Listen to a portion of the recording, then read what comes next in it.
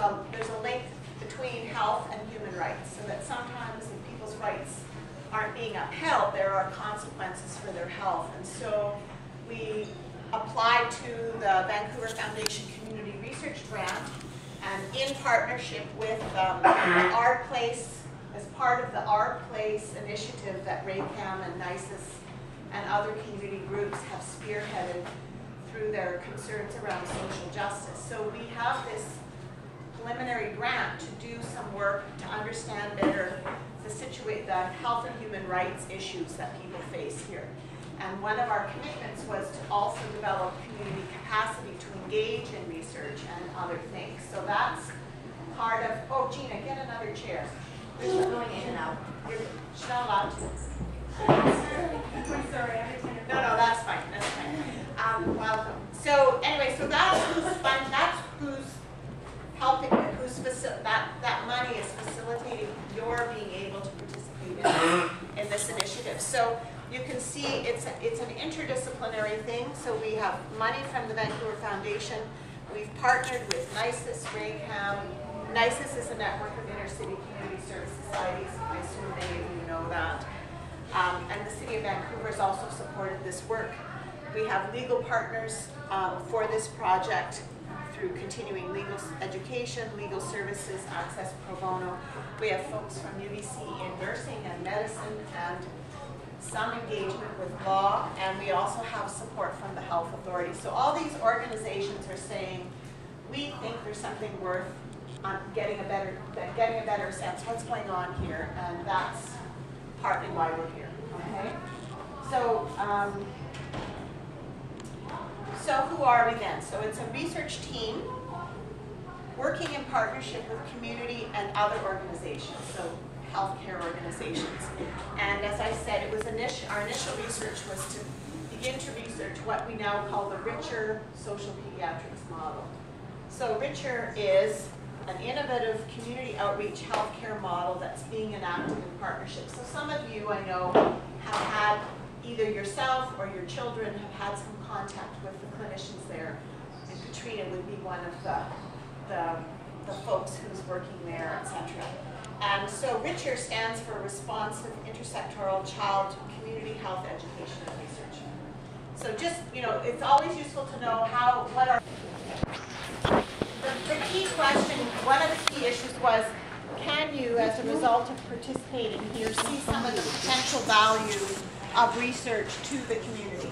So I think, you know, just in I hope in some of the sessions you got a sense of the kind of information and the kind of methods that could draw attention to important issues. And I just wanted to give as an example, I don't know if you've come in the front door, there's on the wall of the front door of RACAM, there's a history of activism for RACAM moms. And as an example, Gina was, when we were doing the photo voice example, here's a picture. RACAM is on this side of the tracks and the school is on this side of the tracks. And there was a time when kids from the housing projects here walked across the tracks to go to school. So the parents, or the mothers in particular, said, wait a minute, that's not safe. So they protested on the tracks.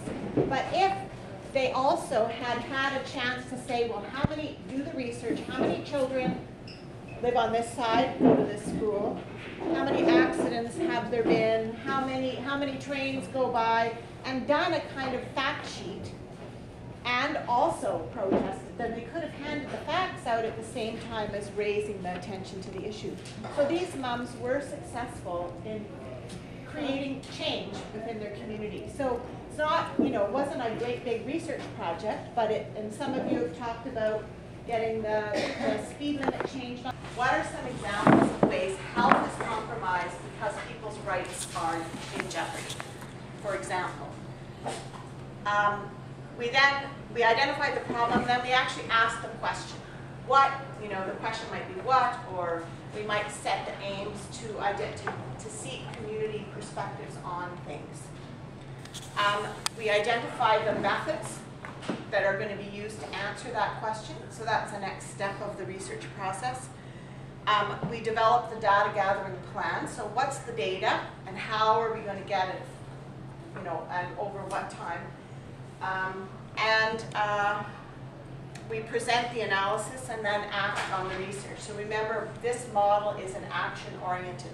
So we may then, you may, for example, as a co-researcher, come along with the researcher, the other members of the research team, to present to different folks who could make a difference in a situation. So I've been invited to present to the RACAM board or the NICES board, for example. But Gina has also presented at community forums to present those kinds of things. So there's using the insights and illustrating the challenges. So there's different ways we might all present. Then I also go to national conferences and present to folks who are looking for alternative ways of working. So we've presented the richer model to people who are saying, well, these are problems that can't be solved, and we're saying they are problems that can't be solved.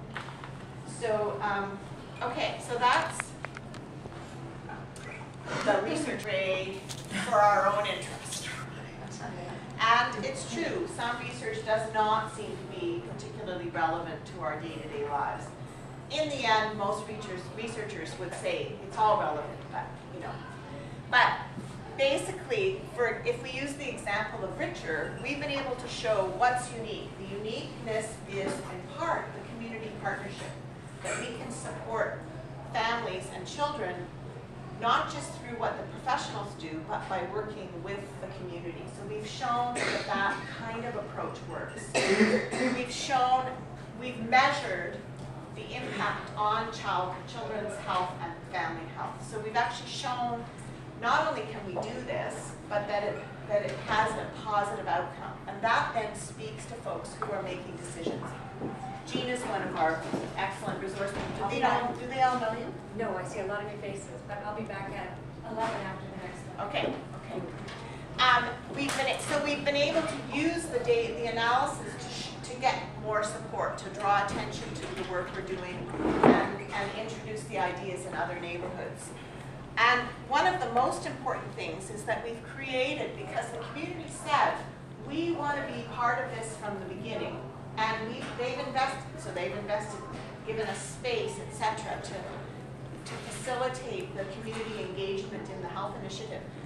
But we've also created what we call the Richer Table. It's a community table where we meet weekly to talk about emerging issues and get all the folks who are engaged with the Richer initiative aware of what's going on and also mobilizing their support. So we have outcomes, but we also created structures that have worked, that are continuing to work for the community. So that's one example of why this works. And then out of this dialogue, we got to this project.